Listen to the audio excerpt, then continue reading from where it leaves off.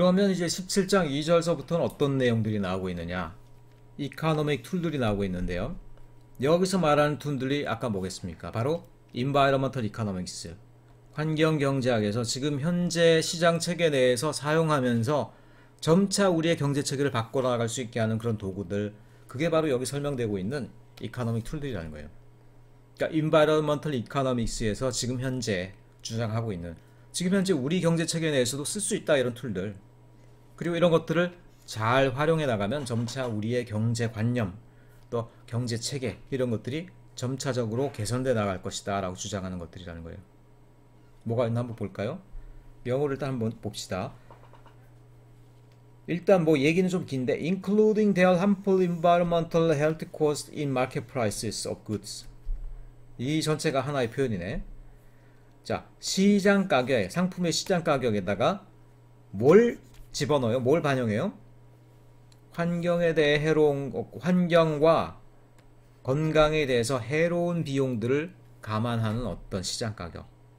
그럼 뭔 얘기지? 자, 이런 얘기예요. 예를 들어서 석유 가격, 여러분 1리터에 예를 들어서 1,000원이라고 쳐봐요. 1,000원이 어떤 가격이야? 뭐 원유를 우리가 추출하고 정유하고 그리고 그걸 운송하는 그런 비용들에 대한 가격이죠.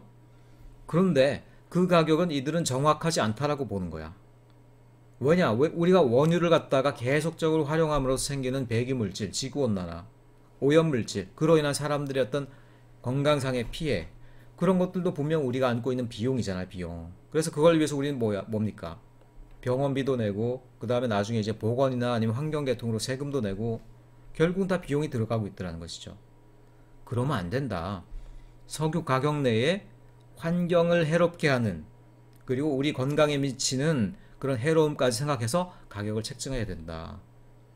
그러면요, 석유가 1리터에 1,000원이 아니에요. 2,000원, 3,000원이 될 수도 있다는 얘기야. 그런데 그런 식으로 가격을 매겨야지 결국 인류 사회가 변해갈 수 있다는 얘기야. 그래야지 우리가 환경을 아끼고 친환경적인 혁신이 나오게 되더란 얘기야. 그래서 이들이 얘기하는 건 뭡니까?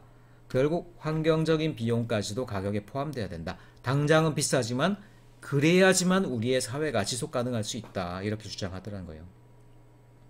그래서 그런 것들을 또 다른 표현으로는 full cost pricing이라고 합니다. 그러니까 충분히 지불하는 가격이라는 거죠.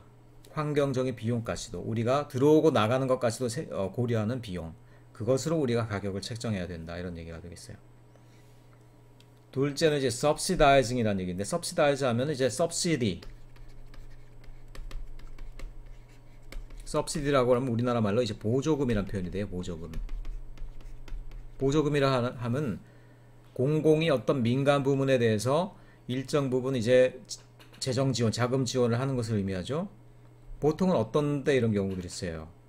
자국의 산업을 좀 보존하고 강화하려는 입장에서 정부가 지원하는 경우를 보통 subsidy라고 그러죠. 여러분, 전 세계 산업과 경제를 돌아보면요, 이 보조금이 친환경적인 어떤 환경 혁신에 부여되는 경우들이 잘 없어요. 오히려 환경을 파괴하는, 또 그리고 대량으로 어떤 생산을 하기 위해서 이제 오염물질을 많이 배출하는 그런 기업, 그런 생산 부문에 오히려 정부의 보조금이 주어지는 경우가 굉장히 많더란 얘기야. 그러면 안 된다. 보조금이라는 건 무조건 친환경적인 부문들, 환경적인 혁신들, 환경으로 이득을 주는 어떤 그런 부문, 그런 생산에만 집중돼야 된다. 그렇지 않으면 사람들이 환경적인 혁신을 할 이유가 있겠어요? 그냥 석탄 다 떼고, 지구온난화 가스 막 배출하고, 그러면서 정부 보조금도 받고, 이렇게 될 수가 있다는 얘기야. 그래서 정부는 보조금 정책에 굉장히 세밀해야 된다. 환경적으로 이로운 어떤 그런 생산 부문에만 보조금이 쓰여져야 된다라는 거예요. 그 세 번째가 또 이게 우리에겐 또 충격적인 얘기인데, taxing pollution. 무슨 얘기입니까? 텍싱, 세금을 매기다, 폴루션, 오염에다 세금을 매겨? 이게 무슨 얘기지? 오늘날은 그럼 텍싱 뭡니까? 오늘날은 뭐에다 세금을 매기고 있어요, 여러분들? 여러분, 세금 내본 적 없다 보니까 딱히 이런 개념 없죠. 오늘날의 세금 기준은 뭐예요? 대부분은 가장 중요한 세금의 기준은 그 사람의 소득입니다. 소득. 아, 그러면 소득에다가 세금을 매기는 게 옳지 않아? 많이 번 사람 많이 내야 되는 거 아니야? 라고 얘기하겠지만 환경경제학자들의 진단은 완전히 달라요. 왜 다른지 이건 뒤에 한번 우리가 다시 한번 보도록 합시다. 자, 앞에서 말한 풀 코스트 프라이스이라는 부분에 대해서 조금 더 세밀하게 한번 살펴보겠습니다. 지금 현재 우리가 하고 있는 시장가격 시스템은요, 시장가격 시스템은 실제로는 환경상의 비용, 그 다음에 오염물질이라든가 폐기물질이 우리에게 미치는 건강상의 비용들은 사실은 생각하고 있지 않다. 내비둔다는 얘기죠. 걔네들은 내비두고 있다. 자, 이런 비용들은 또 다른 말로는 external cost라고 할 수 있어요. 외부적인 비용들. 그러니까 생산 시스템 내부적인 비용들 말고 생산하는 과정과 그것들이 폐기되는 어떤 과정 중에서 생기는 또 다른 어떤 비용들이죠. 자, 이런 것들을 우리가 포함하고 있지 않기 때문에 결과적으로 어떤 일이 생기겠습니까? 어떻게 보면 좀 더 많은 환경오염 물질을 생산하는 곳이 가격이 어떻게 돼요? 가격이 오히려 떨어지게 돼요. 그럴 수밖에 없겠죠. A라는 기업과 B라는 기업이 있다고 쳐보세요. A라는 기업은 자기들이 생산 공장을 가동함에 있어서 외부적인 환경 파괴를 전혀 고려하지 않아. 근데 B라는 기업은 어느 정도 좀 그런 양심 때문에 환경 파괴를 어느 정도 고려를 해. 당연히 그럼 생산 원가가 A와 B 간에 어떤 분포를 가지겠습니까? A가 훨씬 싸질 수밖에 없죠. A가 싸니까 어떻게 됩니까? 모든 시장이 A라는 어떤 기업의 손을 들어주고 B라는 기업은 도태되게 되겠죠. 그러니까 결국 이런 어떤 악순환을 통해서 결국은 환경을 파괴하는 기업일수록 오히려 경쟁력이 많고, 그러다 보니까 다른 모든 기업들도 어떻게 돼요? 오염을 오히려 증가시키게 된 요인이 된다. 그래서 이런 것들을 어떻게 돼요? 가격, 지금 현재 시장 시스템에 있어서는 가격 외적인 요인인데 이런 것들을 가격 내부로 가져와야 된다, 이렇게 얘기할 수 있겠죠. 자, 그러려면 우리가 경제체계에 있어서 경제체계를 판단하는 데 있어서 또는 경제 성장을 우리가 판단하는 데 있어서 기준을 굉장히 많이 바꿔야 됩니다. 그 중에 대표적인 것들이 GDP예요. 아까 경제 성장률이라는 걸 얘기했지만 이 경제 성장률을 우리가 계산한다고 할 때 그 대표적인 기준이 되는 것들이 GNP 내지 GDP예요. 근데 조금 환경 부문에서는 GDP를 조금 더 강하게 보는 경향이 있습니다. 뭡니까? Gross Domestic Product죠. 그 다음에 GNP인 경우는 내셔널이 되겠고, 도메스틱 하면 그 나라의 어떤 영역 내에서 생겨난 모든 총 생산량이 되는 거예요. 총 생산량. 근데 이 생산량이 경제 성장률을 판단하는 근거가 되는데, 자, 요 프로덕트가 뭐에 기준하고 있어요? 당연히 이거는 환경 오염이나 그로 인한 공해는 저는 생각하지 않고 있어요. 그러니까 경제 성장률을 높이려면 어떻게 하면 됩니까? 많이 자원을 쓰고 많이 폐기물을 버려내면은 경제 성장률은 높아져요. 비록 그런 것들이 쌓여서 나중에 그 경쟁을 완전히 망칠지라도 일단 그 해에는 경제 성장률을 높인다는 얘기예요. 당연히 지속 가능하지 못한 경제 성장을 유도할 가능성이 크죠. 뭐가? 바로 요 GDP를 이용하는 방식이. 이 GDP에 목매어 가지고 경제 성장을 계산하고 그걸로 이렇게 나라의 정책이 돌아가고 이렇게 된다라고 그러면 결국은 그 경제는 어느 순간에 이제 멈추고 지속성이 떨어지게 되는 거죠. 자, 그럼 이걸 우리가 대체할 만한 그런 판단 근거가 있느냐?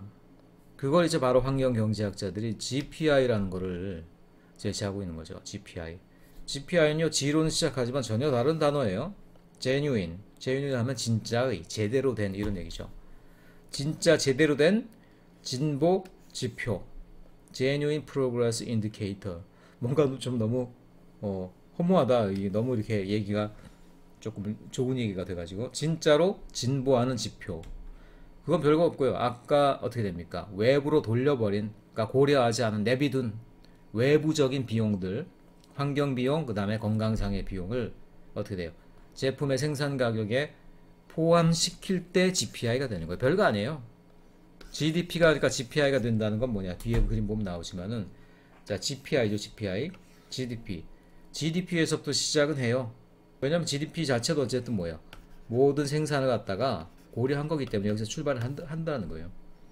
다만 여기서 내비둔 애들을 우리가 가격 요인으로 포함시켜야 되겠죠. 그러니까 이게 들어간다는 거예요. 그러니까 환경에 해를 미친 것들, 너네들 실제로 가격을 갖다 1,000원에 산정을 했지만 실제로 그것 때문에 사람들이 비용해야 되는 환경상의 경강상의 부담이 100원으로 산정된다. 그럼 실제로 너네 가격은 1100원이었어야 하는 거야. 1100원. 이렇게 얘기할 수가 있겠죠. 그러니까 그 말은 뭐냐? GDP에서 실제로 해로운 부분들은 마이너스 요인으로 들어가줘야 된다라는 거예요. 왜냐? 실제로는 생산한 게 아니지? 생산을 했지만 실제로 그만큼 환경을 갉아먹었으니까 어떻게 돼요? 마이너스 요인으로 쳐줘야 되겠지. 그런가 하면은 뭐 지금 현재는 많지 않지만 환경적인 또 혁신이 있을 수도 있어요. 배출물을 뭐 10분의 1로 줄였다. 그럼 이런 경우는 오히려 플러스 요인이 되겠죠.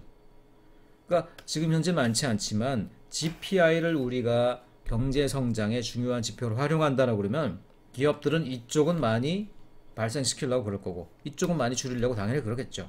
근데 지금 그렇지 않으니까 어떻게 돼요?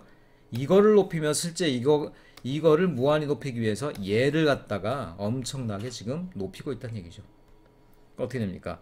얘네들을 견제하고 관리할 수 있기 위해서는 GPI라는 지표를 써야 된다. 경제 성장도 어떻게 됩니까? GPI를 통해서 산정한다라고 그러면 훨씬 더 우리의 경제는 지속 가능해질 것이다. 이렇게 얘기를 하고 있더라는 것이죠. 그게 바로 GPI의 의미예요. 놀라운 그림이 하나 나옵니다. 뭐냐면은 세계의 경제 성장을 GDP를 통해서 계산해 본 거하고 지금 이제 새롭게 제시된 GPI를 통해서 제시된 거랑 서로 비교를 해봤어요. 자, GDP로 보면 인류는요 계속 성장하고 있죠. 성장이 그리고 뭐 그냥 쭉 직선적 성장이 아니라 아예 또 탄력을 받아서 특별히 70년대, 80년대 이후에는 성장이 오히려 급격하게 가파르게 올라가고 있어요. 인류의 성장은 끝도 없죠. 이렇게 보면 오히려 더 그 성장의 비율은 높아지고 있더라는 거야.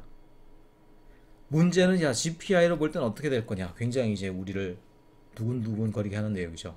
과연 인류의 경제 성장이라는 건 지속 가능하냐, 그렇지 못하느냐. 자, GPI를 계산해 보니까 굉장히 좀 충격적인 결과가 나왔죠. 어느 정도까지 올라가요? 그러니까 1970년대 중반까지는 어느 정도 상승하는 것 같다가 아이고 70년대 중반을 기준으로 오히려 살짝 내리막길이네? 뭐지? 그럼 이 큰 간격은 뭐란 얘기인가 이것은? 이건 뭐란 얘기지? 인류의 경제가 계속 성장한다고 생각했는데 GPI라는 거 말하자면 거기에 포함되지 않은 환경과 건강상의 비용은 빼주니까 오히려 인류의 성장은 내리막길이다? 자, 충격적인 결과죠. 겉으로 보기엔 성장하고 있었는데 실제로는 제살 깎아먹기였어. 지구 환경을 갉아먹는 것이었다라는 것이지. 그렇게 볼 수 있잖아요, 실제로. 그렇게 치면 이것만으로 본다라고 그러면 자, 인류의 성장은 1970년대 중반 이후에 멈춰버렸다. 그럼 이 성장은 대체 뭐냐는 얘기예요, 이거는 어떤 의미에서는 거품이라고 얘기할 수도 있다라는 거예요. 겉으로 보기에는 화려하게 부풀어 오르지만 어느 순간 어떻게 됩니까? 펑 터져버릴 수 있는, 어느 순간에 터지겠어요. 지구 환경에 큰 문제가 누적돼 가지고 결국은 어떻게 됩니까? 사람들이 경제 체계를 더 이상 돌릴 수도 없고 사회가 지속되지도 않을 그런 시점이 온다라고 그러면 그때 이 모든 것들은 거품으로 펑 터지면서 인류 전체에게 굉장히 큰 고통을 줄 수도 있다, 이렇게 진단할 수가 있다는 것이죠. 그게 바로 GPA예요, GPA. 그래서 우리가 이런 지표들을 당장은 어떻게 보면 활용하지 않는다고 하더라도 이런 지표를 통해서 끊임없이 인류 사회를 우리가 일단은 진단을 해줘야 되겠죠. 우리가 경제 성장주의에 빠져서 자꾸 성장하고 있는데 실제로 성장을 했는데 지구 환경의 차원에서 보니까 오히려 퇴보더라. 우리의 건강 차원에서는 퇴보더라. 야, 건강도 돈이야. 환경 파괴도 돈이야. 그 돈은 우리가 손해본 만큼 빼줘. 그럼 우리는 손해를 보고 있네? 그러니까 해로운 것들은 우리가 빼줘야 돼. 그렇죠? 그리고 혹시라도 혁신이 있으면 그건 또 오히려 더해줘야 되고. 그렇게 할 때 진짜로 제대로 된 시장 시스템이 된다. 그러니까 아담 스미스가 환경경제학에서 부인되는 게 아니에요. 오히려 어떻게 됐습니까? 자, 보이지 않는 손이 이렇게 있어. 실제로 보이네. 보이지 않는 손이 어떻게 됩니까? 허공을 뭐 왔다 갔다 하는지 모르겠지만 그러면서 생산과 분배, 소비, 그 다음에 그것들이 만나는 지점에서 가격, 그런 것들을 막 결정해줘. 그리고 가격을 변동시켜가면서 어떻게 됩니까? 적절하게 생산의 어떤 흐름과 소비 흐름도 이렇게 잘 이렇게 나눠줘. 문제는 뭐냐면은 얘네들이 지금 어디에 있어요? 지금 현재 우리의 경제체계는 이런 거대한 어떤 유리관 안에 갇혀 있더란 얘기야. 이 유리관 안에 갇혀 있어서요. 실제로는 가장 중요한 환경적인 요인은 이 보이지 않는 손이 건드리지 못하고 있어. 자, 환경경제학에서는 그렇게 진단할 수가 있다는 얘기예요. 보이지 않는 손을 무시하는 게 아니라 보이지 않는 손이 사실은 제일 중요한 부분을 못 건드리고 있다. 왜냐? 인류 사회가 보이지 않는 손에다가 이렇게 큰 유리관을 덮어놨기 때문에. 이 바깥에 뭐가 있어요? 익스터널 코스트가 있죠. 익스터널 코스트라는 건 뭡니까? 환경과 건강에 대한 비용. 그건 고려하지 않고 있더란 얘기야. 어떻게 됩니까? Environmental Economics는요, 오히려 이 보이지 않는 손을 해방시켜야 된다는 거야. 이 덮고 있는 유리관을 다 치워버려야 된다는 거예요. 그래서 이 보이지 않는 손이 드디어 익스터널 코스트까지도 시장 내부로 갖고 와서 가격을 결정하고 생산량을 결정하고 소비를 결정하는데 써먹어야 된다는 것이지. 어떻게 됩니까? 그런 것이야말로 진짜로 환경적으로 좀 더 자유롭고 정직한 마켓 시스템이 되는 것이죠. 어떤 의미에서 환경경제학은 시장경제를 제한하는 게 아니라 시장경제를 자연자원과 자연서비스, 폐기물까지도 확장하는 개념이다. 이렇게 볼 수가 있겠다는 거예요. 또 하나, 자, 해로운 걸 갖다가 마이너스만 할 생각하지 말고 유리한 걸 만들어서 플러스 해주는 것들을 우리가 또 당연히 생각을 해야 되겠죠. 그러다 보니까 어떻게 됩니까? 상을 주는 것들, 보상하는 것들, 어디에 대해서? 환경적인 혁신을 하는 기업들, 친환경적인 어떤 구조개혁을 하는 기업들, 같은 상품을 생산하면서도 오염물질을 줄여가는 기업들, 그리고 또 폐기물을 줄일 수 있는 기술을 개발하는 기업들, 그런 기업들은 어떻게 됩니까? GPI를 높여주는 역할을 하잖아요. 그런 사람들에 대해서, 그런 기업들에 대해서 우리가 보상을 주는 그런 경제체계가 되어가야 된다. 지금은 근데 그렇지 않죠. 나라별로 잘 나가는 기업들이 있으면 어떻게 돼? 뒤에서 정부가 밀어줘, 보조금을 줘가지고. 근데 그런 기업 대부분 어떻게 됩니까? 대량 생산에 의해서 환경을 파괴하고 원가 경쟁력을 위해서 어떻게 됩니까? 폐기물을 양산하는 것들에 대해서는 전혀 관심을 가지지 못하는 기업이라는 거예요. 자, 지금 현재 중국이 이제 세계적으로 많이 비난을 받는 이유가 뭡니까? 그러니까 자국의 경쟁력을 위해서요, 뒤에 있는 중국 정부나 어떤 배경이 있는 중국 공산당이 굉장히 어떻게 보면 자기 기업들의 경쟁력에 국가적인 어떤 힘을 동원하고 있는 측면들이 많이 있더란 얘기야. 그래서 세계의 모든 제조업들을 갖고 와서 다 생산을 하고 있지만, 그런 만큼 그런 것들이 또 어떤 위험성이 있는지가 이번 사태를 통해서 다 나타나는 거 아니겠어요? 정부 보조금이 많은 나라들이 오히려 어떻게 됩니까? 환경을 파괴하는 경우가 많다는 거예요. 그럴 수밖에 없겠죠. 자, 넘어가도록 합시다. 자, 그 다음에 Environmental Tax라는 얘기가 나오고요. 내가 뒤에 조금 더 설명하도록 합시다. 자, 그 다음에는 이제 우리 풀코스트 프라이싱 얘기도 나왔고, 또 환경적으로 좀 더 이제 정직한 시장 경제 이런 얘기도 나왔고, 또 그리고 마지막으로 나오는 세금 부분이 있네요. 세금. 자, 세금의 체계를 바꿔야 된다 이런 얘기를 환경경제자들이 하고 있어요. 그래서 이분들은 세금을 어디를 기준으로 매기느냐? 아까도 얘기했지만 오염과 폐기물에 대해서 세금을 매긴다는 거야. 우리 개념으로는 잘 쉽게 이해가 안 가죠.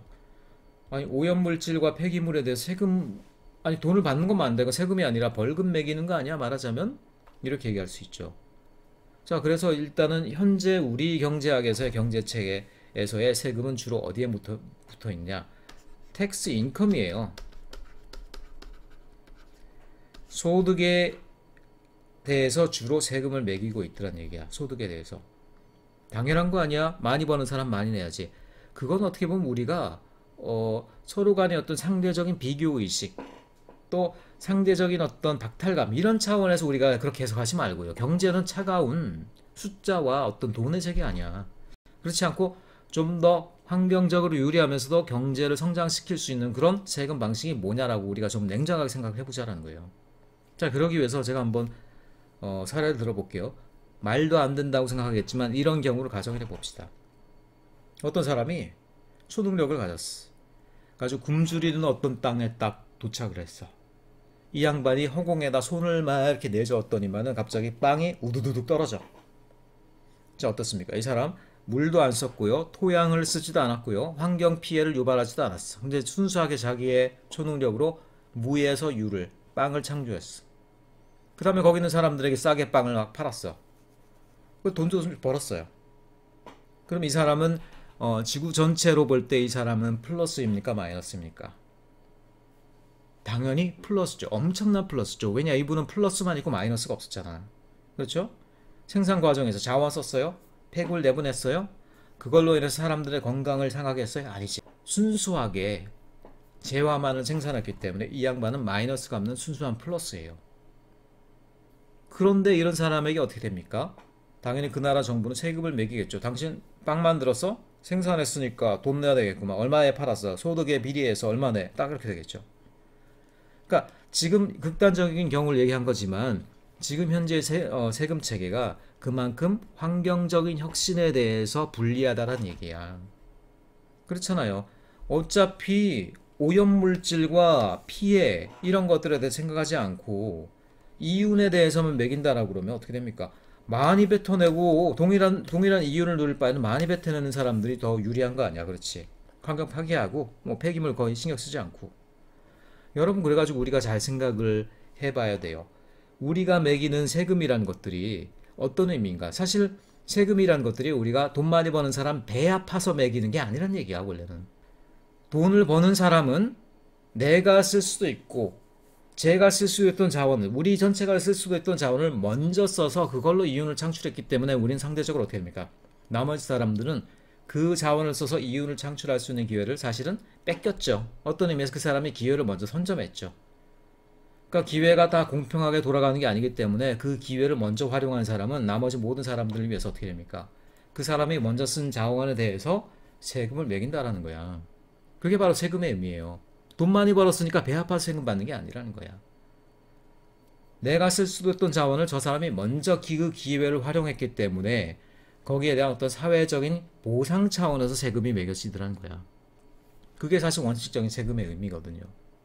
자, 그렇다라고 그러면은 자원을 그러니까 우리의 기회를 앗아가지도 않고 환경에 피해를 주지 않았던 사람이라고 그러면 그 사람은 사실 세금을 매길 근거도 없는 거야. 그런 사람들은 돈을 오히려 많이 벌어야 돼요.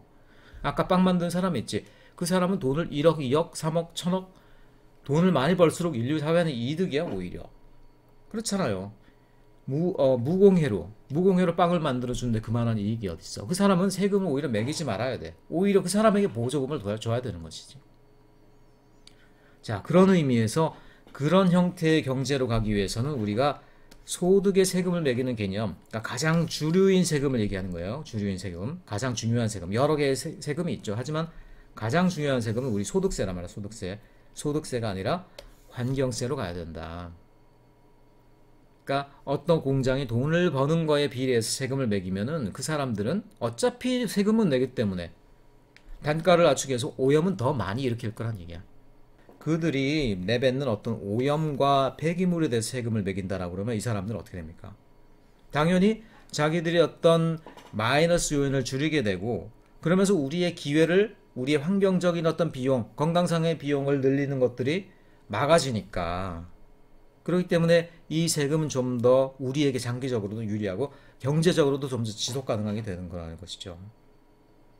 그래서 이 환경경제학자들은 우리의 세금 주종을 소득세가 아닌 환경세로 가야 된다. 자, 텍스 폴루션 웨이스트라고 그러는데 그걸 다른 말로 이제 여기 나와 있네. 그린 텍스라고도 얘기할 수 있어요. 환경 오염에 대해서 세금을 매긴다. 자, 그렇게 할 때 진정한 환경적인 혁신이 나타날 수 있다. 자, 그럼 이렇게 얘기하는 사람이 있겠죠. 아니, 그러면 혹시 세금이 너무 줄어들어서 우리 사회가 가동이 안 되는 거 아니에요? 세금이야. 그럼 우리가 세금이야. 소득세를 매기든 환경세를 매기든 그건 정부가 정책적으로 적당한 수준, 우리 사회에 필요한 재정 수준에 맞춰서 그 세금의 레벨을 조정하면 되는 것이죠. 그건 상관없는 얘기예요. 혁신하는 사람들, 그러니까 잘못하는 사람들 세금 받고 뭐 규제할 생각하면 하지 말고 잘하는 사람들도 인커리징, 격려하는 제도들, 그걸 바로 인센티브라고 그래요. 인센티브, 장려제라고 합니다. 특별히 유럽 사회 같은 경우는 환경적인 혁신을 하는 기업들에게 어떤 장려하고 보너스를 주는 방식을 통해서 역시 친환경성을 많이 높이고 있다, 이런 얘기들을 하고 있어요. 자, 그런 것들 때문인지 이런 법칙이 있어요, 여러분들. 한 나라의 어떤 경제 발전 정도라고 쳐봐요. 이거는 경제 발전 정도. 그 다음에 아니다. 요게 어떤 한 나라의 오염의 정도라고 쳐봐요. 오염의 정도. 그 다음에 이 X축이 그 나라의 경제 발전의 정도라고 쳐봐요. 보통은 어떻습니까? 경제가 발전할수록 오염물질도 점점 많아지기 마련이에요. 계속 올라갈까? 계속 이렇게 올라갈까? 그러지 않아요. 떨어집니다. 떨어져. 내려가. 그래서 가장 경제 수준이 높은 나라들은 오히려 개발도상국보다도 환경오염 수준이 낮더란 얘기야. 왜 이런 일이 있겠어요? 왜 이런 일이?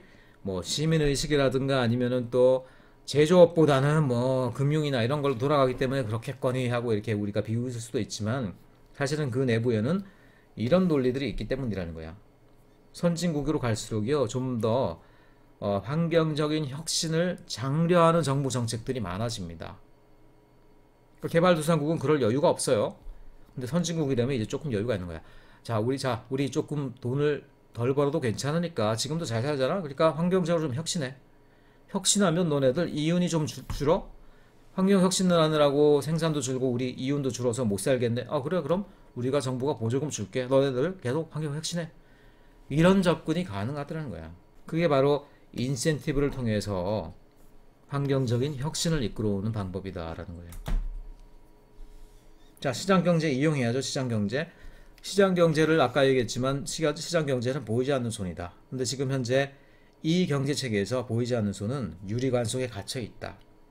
그래서 얘네들이 풀려나서 환경과 오염 문제까지도 건드릴 수 있어야 된다. 이런 얘기를 했었죠. 자, 그런 대안으로 나온 것들이 바로 이 트레이더블 폴루션이에요. 트레이더블 폴루션. 오염을 사고 판다. 오염 물질도요 시장 경제 안으로 들어가는 거야.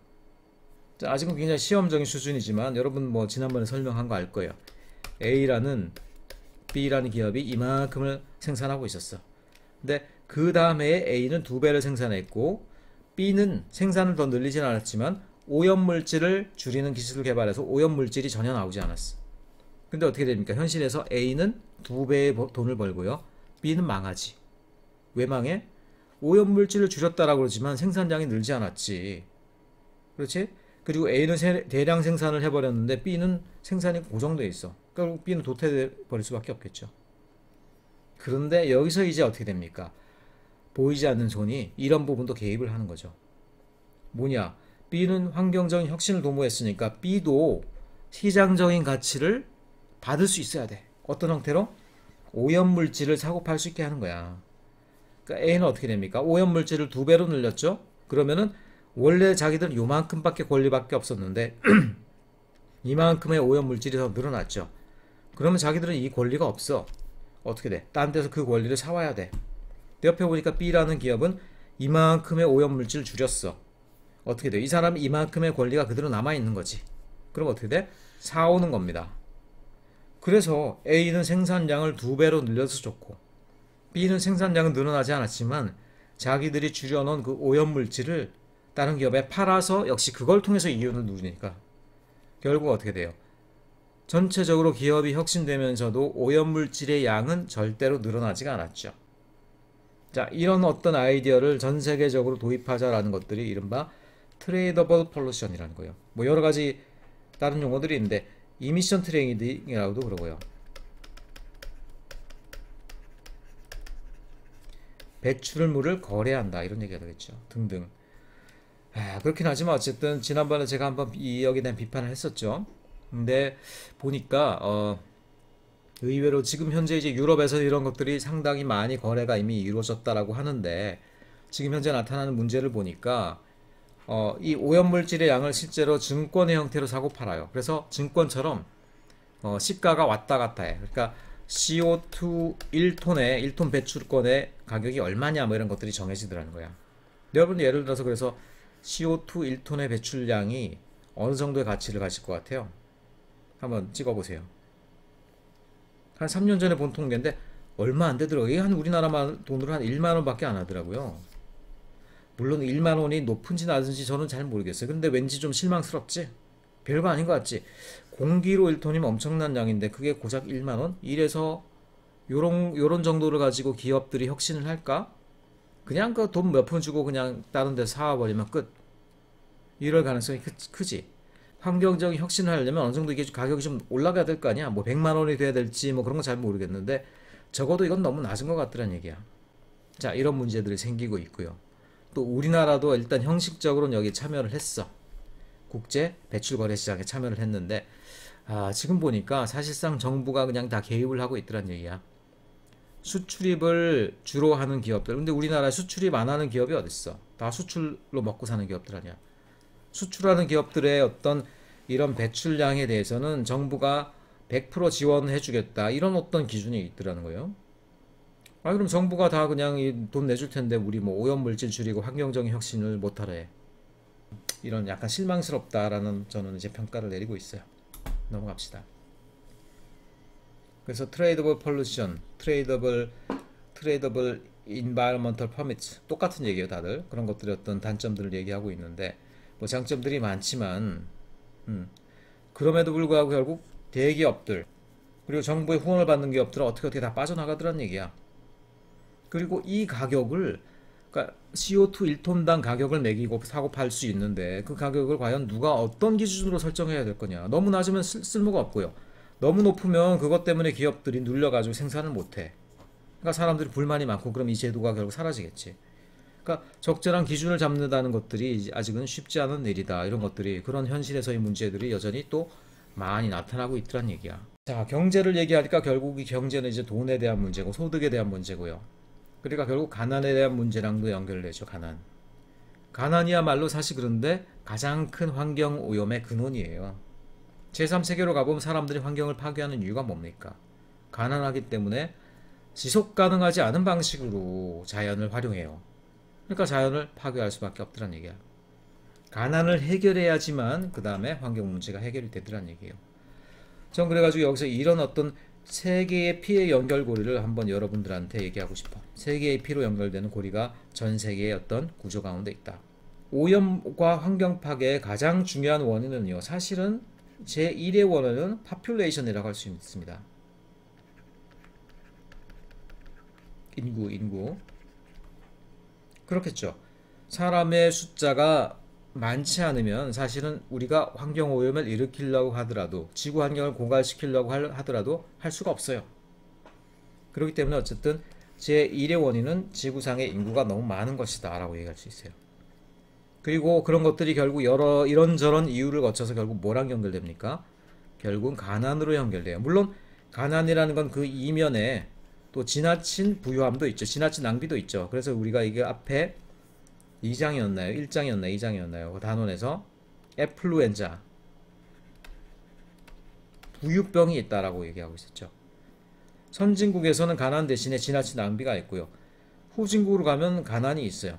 근데 두 가지 모두 다 어디로 향해요? 결국 오염으로 향하더라는 거예요. 오염. 폴루션. 그렇죠. 가난하기 때문에 어쩔 수 없이 자연을 파괴해. 선진국에서는 낭비하기 때문에 폐기물질이 많이 배출돼. 결국 오염이라는 얘기예요. 그러니까 전 세계의 환경이 망가지는 그 연결고리는 결국 세계의 피해 악순환이다. 이렇게 얘기할 수가 있더란 얘기예요. population, poverty, 그 다음에 pollution. 그러니까 이 poverty를 갖다가 이 poverty의 중간 사슬을 끊어준다는 건 굉장히 중요한 일이다 라고 얘기할 수 있더라는 거예요. 그리고 자, 개발도상국에서는 가난하니까 다시 또 인구가 늘어난다 그랬죠. 인구가 늘어나니까 가난하고 가난하니까 또 인구가 늘어나. 이런 연결고리가 개발도상국에 있다라고 그랬죠. 그러니까 당장 이걸 우리가 건드릴 순 없잖아. 사람을 가서 줄일 순 없잖아. 그럼 뭐를 줄여야 되겠어요? 가난을 줄여야 되겠지, 먼저 가난을. 그래서 가난을 줄이는 것들이 결국 환경을 보존하는 것과 굉장히 관련이 깊다, 이런 얘기를 할 수가 있다는 얘기예요. 그래서 전 세계적으로 가난과 싸우기 위한 여러 가지 유엔의 노력들 뭐 이런 것들이 있는데, 자, 그럼에도 불구하고 이런 것들이 아직 해결 방향이 그렇게 명쾌하게 보이지는 않고 있더란 얘기야. 그래서 이제 우리가 그럼 뭘 할 수 있을까 이런 얘기를 하고 있다가 최근에 이제 이 무하마드 유누스라는 이분이 이제 방글라데시 국립대학의 경제학 교수님이에요. 유학을 하고 이제 자기 나라 돌아와서 교수 생활을 하고 있었어요. 근데 어느 날 어떻게 돼? 자괴감을 느낀 거지.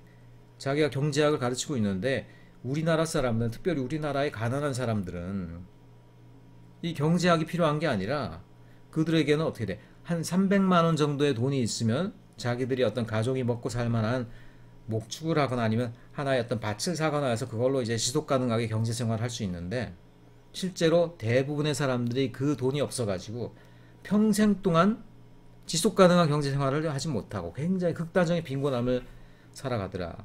그런 가운데도 환경이 많이 파괴되고 건강이 손상되더라. 자, 그러면 이 그라멘뱅크를 통해서 무하마드 유누스 박사님이 하고 싶었던 일이 뭐냐? 저소득계층이 자립 기반이 될 수 있는 최소한의 자본이 없어서 늘 이제 다시 한번 이 가난의 나락으로 떨어지는 것. 자, 그걸 막아주려면 결국 그들이 자립 기반을 할 수 있는 소액대출 사업이 필요하겠다. 소액대출. 마이크로론이죠. 우리나라에도 뭐 마이크로론, 햇살론 이런 것들이 이미 많이 활성화되어 있죠. 어디서부터 왔겠습니까? 바로 이분이 이런 것들의 필요성을 세계인들에게 인식시키고 나니까 이런 것들이 세계적으로 유행하게 된 거예요. 자, 이들이 그래서 한 가족 또는 한 사업체 단위로 또 한 공동체 단위로 300만 원 정도의 소액을 대출해요. 우리가 볼 때 300만 원이 에이 그거 가지고 무슨 지속 가능한 경제 생활을 해 그러겠지만, 자, 방글라데시에서는 그게 있으면요, 이 사람들이 저소득층 그 다음에 맨 밑바닥을 벗어날 수 있는 마중물이 돼요. 그러니까 한 가족이 밭을 하나 사서 가족들이 그 밭을 이렇게 농사를 짓고 운영을 하고 그렇게 되면 벌써 지속적인 경제 생활이지 도모가 되는 거거든요.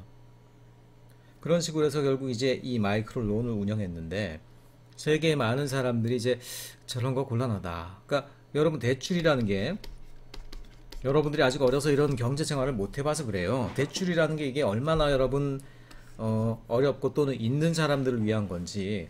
그러니까 은행이 되게 모순적이에요. 담보가 있어야지 대출을 해주거든. 근데 담보라는 게 뭐냐? 그게 결국 부동산이고 돈이야. 그러니까 말하자면 돈이 있는 사람에게는 그걸 담보로 돈을 대출해 준다는 얘기인데, 돈이 없어서 우리가 대출을 받는 거 아니야. 돈이 없으니까 경제적 기반을 마련하려고 대출을 받는 건데, 경제 기반이 없네요? 대출 안 해줘. 그러면 경제 기반 없는 사람은 영원히 기반이 없으란 얘기 아니겠어. 이게 선진국 사회 대출의 문제예요. 은행들이 굉장히 이기적이고 또 뭐 그럴 수밖에 없는 이유도 있겠지만, 왜냐하면은 대출이라는 건 상환율이 중요하거든. 얼마나 돈을 사람들이 갚아내냐 이런 것들이 중요하다는 얘기야. 그래서 사실은 대출이 굉장히 어려운 부분이에요. 그래서 이런 것들을 제3세계, 선진국도 아닌 제3세계에서 소액 대출을, 그것도 가난한 사람들에게 해준다? 그것들이 가능성이 있겠어요? 없지. 자, 선진국 은행 같은 경우도 대출을 해준 거에 상환율이 한 80% 정도만 되더라도 굉장히 이제 어느 정도 건전한 거라고 해. 그러니까 저렇게 되면 그라멘뱅크는 망해버린다. 누가 돈을 갚겠냐라고 했는데, 그렇지 않았어요. 돈을 빌려줄 뿐 아니라 그 사람들이 이제 어떤 사업을 하거나 농업을 할 수 있기 위해서 지도도 하고, 뭐 서로 간의 공동체를 이뤄서 서로 간의 대출을 서로 도와주기도 하고 여러 가지 장치를 실행을 했더니만, 오히려 이제 95% 정도에 이르는 굉장히 높은 상환율을 보이게 됐다. 그래서 방글라데시의 빈곤을 탈출하는데 이분이 큰 공헌을 했어요. 그러다 보니까 어떻겠습니까? 그거를 뭐 원해서 그런 건 아니겠지만 바로 이분인데요. 2016년인가 17년인가요? 2015년? 잘 기억 안 난다. 어쨌든 지금으로부터 한 5에서 7년 정도 전에 노벨 상을 탔는데, 노벨 무슨 상을 탔겠습니까? 노벨 물리학상은 아니겠지. 노벨 평화상을 탔어요. 평화상. 그러니까 평화라는 게 뭐냐? 자, 전쟁하는 거를 워워 싸우지 마, 이것만 평화가 아니에요. 가난한 사람 자체가 삶의 전쟁 가운데 있는 거야. 그들에게 평화를 주는 건 뭐야? 경제적인 기반을 마련해 주는 것이죠. 그래서 소액 대출 사업을 통해서 경제적인 기반을 마련해서 자기의 어떤 고국의 어떤 저소득층을 도왔을 뿐 아니라 전 세계적으로도 굉장히 많은 또 새로운 어떤 혁신을 갖다 전달했더라는 거야. 가난한 사람을 이제 돕기 위한. 이거는 이제 우리나라, 이분이 한 몇 년 전에 우리나라 왔을 때, 여기는 지금 탈북자들을 이제 모아서 하는 사업장이에요. 거기 사업장에 방문해서 이제 덕담을 하고 있는 장면이에요. 이런 것들이 이제 우리가 가난과 싸워야 되는 이유, 또 가난과 싸우는 방법, 그런 데 대한 빛을 이제 던져주는 그런 분들에 대한 얘기가 되겠죠. 무하마드 유누스 박사님인데 여러분 좀 기억해 두시면 좋을 것 같아요. 그리고 유엔이라든가 또는 세계 국제기구 이런 데서 사실은 2000년대가 시작되면서 밀레니엄이라고 하죠. 밀레니엄.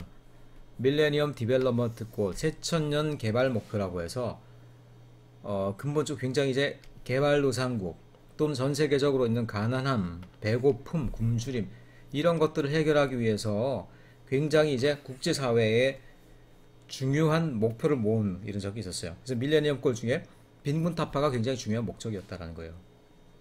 그래서 전체 모든 나라에 그 나라의 어떤 전체적인 경제적인 이득 중에서 대략 한 0.7% 정도를 이걸 위해서 사용하자 이렇게 협의를 했어. 악수하고 박수 치고 뭐 사진 찍고 다 했는데 실제로 그 제대로 허용이 안 됐죠. 자, 이런 것들이 사실은 국제기구의 모습이에요. 목표가 실제로는 거의 실행이 되지 못했다 이런 비판이 나오고 있어요. 자, 전 세계의 모순적인 구조입니다. 트릴리언이라고 그러면 이게 조인가요, 조? 1.2조 원이 아닙니다. 달러예요. 1.2조 달러니까 뭐 우리나라 돈으로는 상상이 잘 안 가죠. 자, 전 세계적으로 쓰고 있는 지출 주로 군사적인 지출만 하더라도 이렇게 많죠. 전 세계 군사 지출이 1.2 트릴리언이에요. 1.2조 달러. 근데 그런 거 말고 전 세계 어떤 빈곤을 탈피하기 위한 그런 자금들 또는 환경적인 어떤 보존을 위한 자금들 거기에 필요한 어떤 재정들을 다 모아도 245빌리언 밖에 안 되네. 그러니까 전 세계 어떤 군사적인 비용이 그만큼 크다는 얘기가 되기도 하고 또 그리고 그것들의 일부만 우리가 아낄 수 있다고 하더라도 전 세계적인 빈곤을 탈피할 수도 있겠구나. 그런 것들이 지금 현재 세계의 이제 모순적인 모습이다라는 거예요. 툴 중에 또 굉장히 어떤 실용적인 측면에서 제한된 것들이 하나 있어요. 뭐냐? 셀링 서비스. 이거 읽으면 여러분이 무슨 얘기인지 단번에 이해가는 사람 별로 없을 거야. Selling service instead of things. things 대신에 서비스를 판다? 뭔 얘기일까? 자, 이 things는 product라고 좀 여러분들이 이해하시면 쉬울 것 같아. product랑 서비스. product는 형태가 있는 우리가 주거니 받거니 할 수 있는 상품이고요. 서비스는 그에 비해서 좀 무형적인 가치를 얘기하죠. 뭐 이발을 한다라든가 뭐 대여를 한다라든가 이런 것들. 그러면 완성품을 팔지 않고 서비스 형태로 판다 이렇게 여러분이 이해하시면 좋겠어요. 그래서 자, 프로덕트가 아니라 서비스 위주로 파는 경제를 서비스 플로우 이코노미라고 그래요. 여전히 잘 모르겠죠. 이거 보면 근데 여러분 이해할 수 있어요. 제록스 하면 뭡니까? 카피머신이죠. 복사기. 커리어 하면 뭡니까? 이거 항공모함 아니에요. 항공모함 아닙니다. 항공모함이 아니고 이거는 프랑스의 커리어라는 사람, 프랑스의 커리어라는 엔지니어가 역사상 최초로 에어컨을 만들었죠. 그 에어컨 기업 중에 가장 큰 프랑스의 기업이 이제 커리어예요. 그 사람이 만든 기업들. 에어컨이죠, 에어컨. 자, 이 두 기업이 공통적으로 어떤 일을 하고 있느냐? 이 두 가지 제품이 사실 굉장히 많은 오염을 일으키는 기계들이에요. 복사 기계는 뭐냐면 우리 해보면 알지만 허구한 날 뭐 잼 걸리죠. 종이가 걸려가지고 제대로 못 거치면 그냥 버려야 되고 이런 경우가 많았죠. 그리고 전체 부품 중에서 사실은 낡고 바꿔야 되는 부품들은 일부에 불과해요. 근데 그걸 제대로 못 고치면 기계 전체를 우리가 버려야 되는 것이죠. 얼마나 큰 낭비입니까? 그러니까 이분들이 자기들이 복사기를 팔지 않고 복사기를 서비스를 판다. 복사기. 말하자면 물건을 파는 게 아니라 물건을 대여한 다음에 자기들이 계속 지속 가능하게 관리를 해주는 거예요. 그렇게 하다 보니까 실제로 소비자로서도 좀 더 싼 가격으로 이 복사 서비스를 누릴 수 있더라. 이런 식으로 되는 거죠. 그래서 오늘날 학교에 있는 복사기들은요, 대부분 이 서비스 플로우예요. 어떤 장점이 있겠습니까? 이 기계를 마지막에 이제 어떻게 돼? 우리가 마지막에 폐기 처분하면은 필요한 것들, 필요 없는 것들 다 섞어가지고 그냥 버려가지고 땅속에 묻어버리겠죠. 근데 이들은 어떻게 돼? 그걸 잘 분해해서 쓸 만큼 쓰고 재활용할 만큼 하고 재사용할 만큼 하고 나머지를 버리고 이런 식으로 관리할 수 있기 때문에 환경적으로도 훨씬 더 이롭다라는 거야.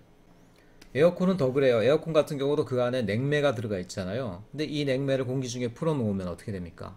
오염물질이 되고 오존층을 파괴해. 그래서 이런 것들 우리가 사사로이 분해하거나 버리는 것들은 굉장히 환경적으로 치명적이에요. 근데 얘네들은 어떻게 됩니까? 이 코리아라는 회사는 그것들을 자기들이 수거해 가서 자, 분해할 거 하고 재활용할 거 하고 그 다음에 폐기 처리를 정당하게 하는 그런 식으로 이제 물건을 최종적으로 수거해 가고 책임을 지더라. 그런 방식이 바로 서비스 플로우 이코노미라는 겁니다. 자, 서비스 플로우 이코노미가 그러면은 이런 어떤 에어컨이나 복사기에만 될까? 아니에요. 지금 이분 레이 앤더슨이라는 분인데 사장님인데 이분의 어떤 공장엔 지금 이게 뭡니까 여러분? 이게 카페트죠, 카페트. 그러니까 건축 실내 내장재죠. 심지어 이런 것들에게도 서비스 플로우 이코노미가 적용이 돼요. 무슨 얘기냐? 자, 이 레이 앤더슨이라는 분은 미국의 이 카페트를 만드는 업체의 사장님이에요. 근데 미국 같은 경우는 카페트 수요만 하더라도 엄청나기 때문에 이런 분들만 하더라도 거의 재벌급이야. 뭐 딱히 부러울 거 없겠죠. 근데 어느 날 호킨스라는 분의 The Ecology of Commerce라는 책을 휴가 중에 읽다가 말하자면 반성을 한 거야. 저도 이 책을 아직 안 읽어봤어요. 여러분 독서 과제는 없지만 혹시라도 이거 뭐 여러분 읽을 수 있는 분들 한번 찾아서 읽어보세요. 독서 과제로 제가 인정을 해줄 테니까. 자, 뭐냐면 자기는 그동안 한평생 생산을 많이 늘리고 효율을 높이기 위해서 애썼다라고 생각했는데 그 모든 것들이 지구 환경 그리고 사람들의 건강을 위해서는 굉장히 좋지 못한 일이었구나라는 걸 알게 된 거지. 그러니까 사상 누각이었다는 걸 알게 된 거야. 그래서 이 책을 읽고 나서 반성을 하고 자기의 어떤 전반적인 경영 방침을 완전히 추정을 해버려요. 첫째로 한 건 뭐냐? 카페트도 혹시 이 카페트도 서비스 플로우 이코노미로 바꿀 수 있지 않을까? 우리가 카페트를 팔아버리면 어떻게 돼요? 여러분 방에다 카페트를 깔아놓으면요. 우리는 물론 카페트를 안 쓰니까 잘 모르겠지만 카페트가 뭐 전반적으로 다 이렇게 낡게 되나요? 아니지. 사람들 밟고 지나가는 곳, 자주 지나다니는 곳 거기만 이렇게 닳게 돼. 그럼에도 불구하고 다른 한 부분 때문에 방 전체의 카페트를 다 뜯어서 버려야 되지? 그런데 이 회사가 가지고 있는 기술력을 잘 활용하면은 그 카페트를 부분적으로 재생할 수도 있고요. 또 뜯어간 카페트를 갖고 와서 재활용할 수도 있고요. 폐기 처분할 때도 오염이 훨씬 적게 나오는 방식으로 폐기 처분할 수 있고요. 충분히 다 가능하더라는 거야. 가능한데 사실은 뭐냐? 귀찮아서 안 하고 있었더란 거야. 그러니까 이분들이 그런 어떤 서비스 플로우 이코노미로 이걸 다루기 위한 과정을 시작한 거죠. 그러니까 카페트를 가서 깔아주지만 깔아주고 팔고 그냥 네가 책임져가 아니고 어떻게 돼요? 내가 계속 관리해 줄게 라는 거 개념이라는 것이지. 카페트라는 서비스를 판 거지 카페트라는 완성품을 판 게 아니라는 얘기예요. 그러니까 소비자로서도 어떻게 됩니까? 훨씬 더 가격도 싸고 폐기 비용도 적게 들고 그리고 나니까 회사도 이윤이 오히려 30%가 늘어나더란 얘기야. 등등등등. 그래서 여러분 친환경 경영이라는 얘기 들어보셨죠? 또는 환경혁신 경영 이런 얘기를 하지만 이분이 어쨌든 국제사회의 친환경 경영의 대표적인 분이라는 거예요. 안타까운 일은 한 4년 전인가요? 그때 이제 신문을 봤더니만 이분이 또 작고하셨다고 또 이렇게 소식이 났더라고요. 그래서 굉장히 이제 좋은 경영인 하나를 국제사회는 잃었다 이런 생각이 들더라고요. 그래서 우리가 그동안 잘못된 사회 구조는 이런 구조죠. 아까도 얘기했지만 많이 먹고 많이 싸고 뚱뚱할수록 좋은 나라가 되는 그게 바로 지금 신고전주의 경제체계에 있어서 잘못된 코스라는 거야. 그렇지 않죠. 그럼 제대로 된 나라들은 어떻게 되느냐? 경제 규모를 너무 늘리고 성장시키는 거에만 치중하지 않아. 성장이라는 것들이 꼭 유리한 것만은 아니란 얘기죠. 그러니까 어떻게 돼요?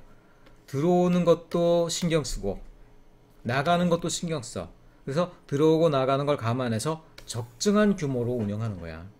그리고 나가는 것들의 상당 부분도 자기 스스로 책임을 지는 어떤 형태로 리사이클과 리유스로 최소한으로만 보내고 또 과다하게 먹지 않도록. 그러니까 여러분 음식이 많이 있어. 누구나 다 그 음식을 가서 먹을 수 있어. 배고파. 그럼 어떻게 됩니까? 사람 풀어놓으면 가서 일단은 막 먹을 수 있는 만큼 집어넣고 보겠죠.